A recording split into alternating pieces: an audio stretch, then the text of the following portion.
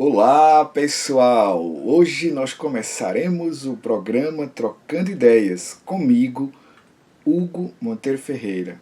Então, o programa Trocando Ideias é um programa semanal cujo objetivo é que a gente converse sobre saúde mental de crianças, adolescentes e jovens.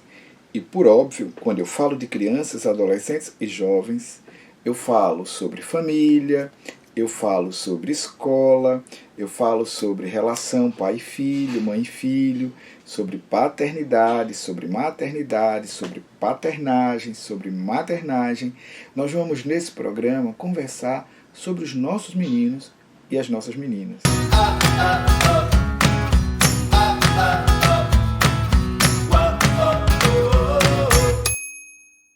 Desde já, se inscreva neste canal, Trocando Ideias com Hugo Monteiro Ferreira.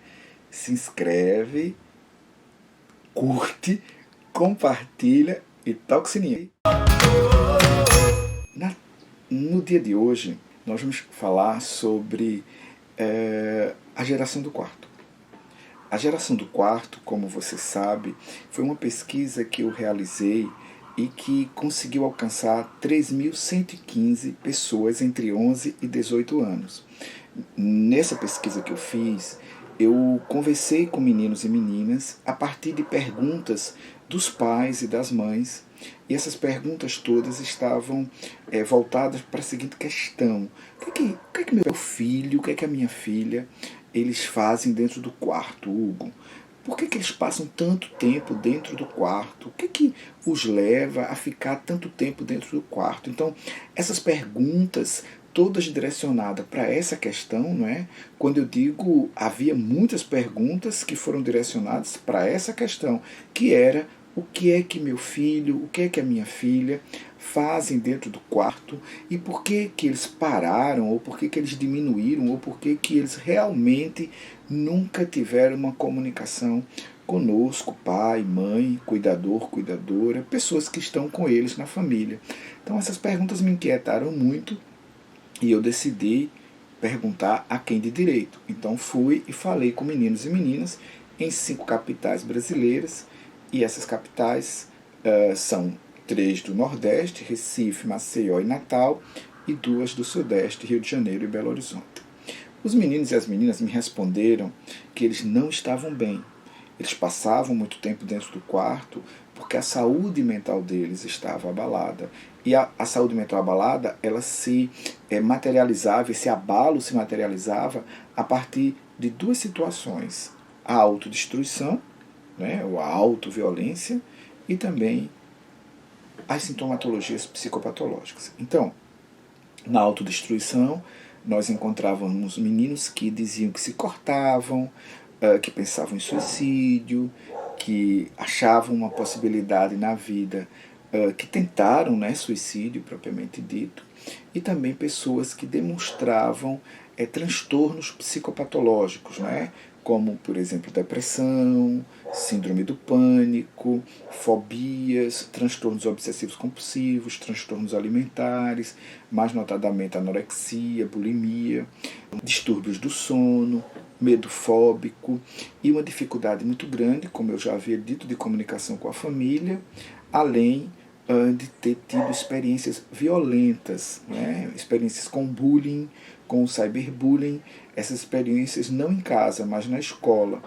E uma outra questão nesses meninos e nessas meninas que ficam dentro dos quartos, usam excessivamente as redes sociais digitais, usam muito as redes sociais digitais, né? E geralmente nesse uso das redes sociais digitais há aí uma relação também de bastante dificuldade de desligamento dessas redes, e uma relação também de bastante dificuldade de se comunicar por meio das redes, de usar as redes a partir de uma perspectiva saudável, né? Ou seja, esses meninos e essas meninas que usam excessivamente as redes sociais digitais, no caso desse pessoal que tem as características da geração do quarto, que pertence à geração do quarto, eles geralmente têm experiências underground com a internet, não é?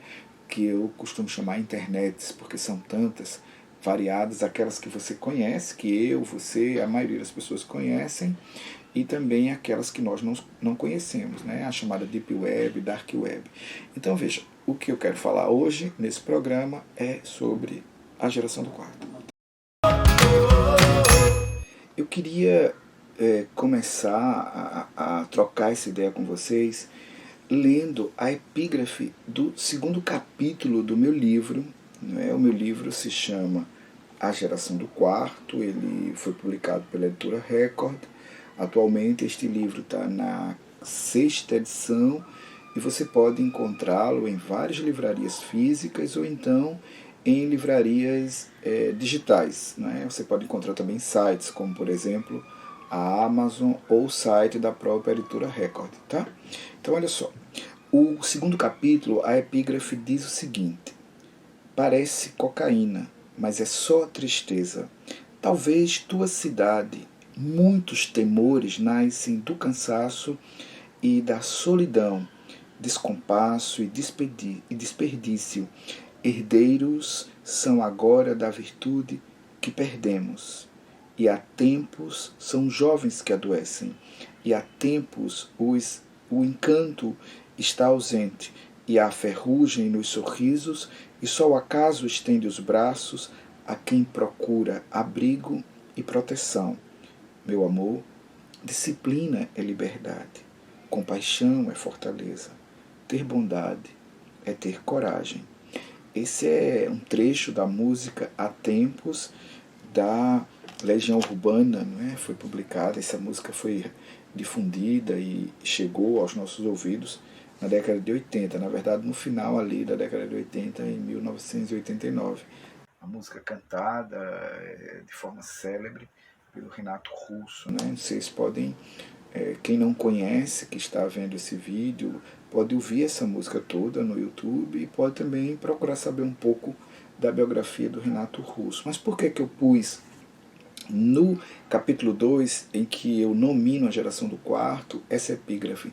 Porque a geração do quarto, ela é uma geração que está atravessada pela tristeza, ela está atravessada pela frustração, ela está atravessada pela insegurança, pela incerteza, pelo medo, ela está atravessada pelo descompasso, ela é resultado de uma experiência violenta, de uma violência que pode ser física, de uma violência que pode ser psicológica, de uma violência que pode ser simbólica.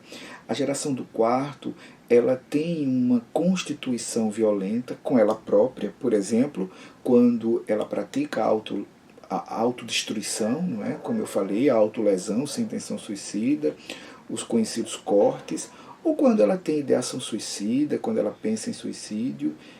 Ela tem uma heteroviolência, por exemplo, quando ela invade escolas, ataca escolas, massacra escolas. Eu não quero falar sobre essa heteroviolência hoje, mas eu quero que vocês pensem na geração do quarto, nessa ambivalência da autodestruição e a heterodestruição, né? Ou seja, é uma geração que caminha de forma ambivalente.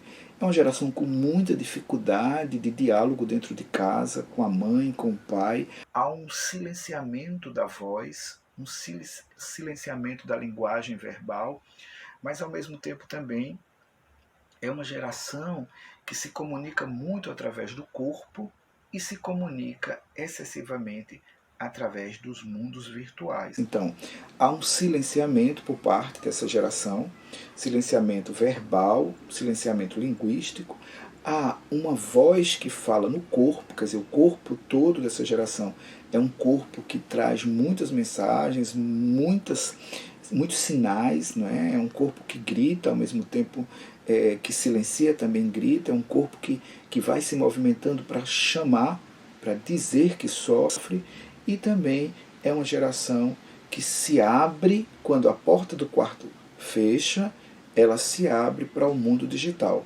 Então, a geração do quarto, quando perguntada, por exemplo, por que está no quarto, eu ouvi de uma pessoa que diz o seguinte: de boa, passo muito tempo da minha vida no quarto, tá ligado? É um canto só meu, No quarto, já fiz tudo. Também já pensei em fazer besteira. Tá ligado? Sou uma pessoa de 14 anos em Recife. Fico mais tempo do que no resto da casa. Só saio para comer, saca? Tem dia que nem para comer. Ninguém me pergunta nada. Só ficaram mais preocupados, minha mãe e meu pai, quando a professora falou que me cortei. Você é uma pessoa de 17 anos em Belo Horizonte. Outra me disse, quando eu me corto no braço, quero colocar no braço essa angústia foda que tenho aqui dentro de mim. Essa foi uma pessoa de 16 anos no Rio de Janeiro. A outra me disse, o que mais penso é morrer. Penso em me matar, em parar de sofrer tanto e me mostrar para toda a gente que vive me atormentando. Essa tem 14 anos e foi em Maceió.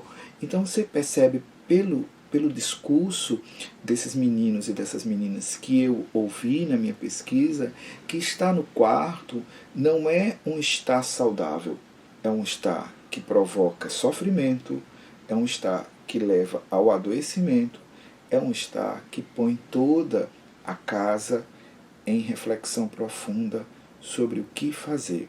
A geração do quarto, portanto, ela é uma grande, no meu entendimento, é um grande chamamento para todos nós, não é? Para que nós possamos refletir sobre os nossos processos educativos, sobre a maneira como nós estamos educando nossas crianças, a maneira como nós estamos educando nossos adolescentes e a maneira como nós estamos pensando nas nossas juventudes. Então, é uma profunda reflexão familiar, a geração do quarto. Então, quando eu penso a geração do quarto como uma profunda reflexão familiar, obviamente eu posso afirmar que a geração do quarto ela é gerada na família. A matriz da geração do quarto é a família. Se as coisas na família não estão bem, é provável que esse menino e essa menina que pertencem àquela família também não estejam bem. É, portanto, possível afirmar que quando o quarto se materializa, se manifesta nas casas, é porque há elementos nas casas que levaram a esse movimento. Há elementos nas casas que levaram a essa situação. Eu não gosto da ideia de culpabilizar a família. Portanto, aqui nesse momento eu não quero atribuir culpas. Eu só quero que a gente reflita nessa ideia que nós estamos trocando, nessas ideias que nós estamos trocando, sobre como é que nós, enquanto família, essa instituição social que nós inventamos, que se modificou ao longo do tempo, deixou de ser aquela família extensa, passou a ser a família nuclear, depois tornou-se uma família com configurações das mais diversas. Como é que essa família tem encontrado caminhos, encontrado estratégias para lidar com sofrimentos e adoecimentos psíquicos, com comportamentos autodestrutivos, comuns e presentes na vida de crianças e adolescentes na contemporaneidade. Então, eu queria que nós pensássemos que a família é, sem dúvida nenhuma, um grupo, um coletivo, um conjunto significativo, muito importante para que nós possamos reverter essa situação na qual se encontra a geração do quarto. Menos culpabilidade, menos atribuir culpa e mais chamar a atenção para a responsabilidade que nós, como adultos, adultas, mães, pais, tios, tias, avós, avós, cuidadores, cuidadoras, temos, né? Então, eu quero, nesse programa de hoje, mostrar e enfatizar e trazer a relevo essa importância da família para que a gente possa prevenir a entrada no quarto, mas também possa garantir uma terapêutica depois que se entrou no quarto. Quer dizer, precisamos da prevenção, mas ao mesmo tempo também precisamos de uma terapêutica depois que você encontra seu filho e sua filha com as características sobre as quais eu falei em relação à geração do quarto. Fica comigo aqui na próxima semana, eu estou com você, tá bom? Um abraço.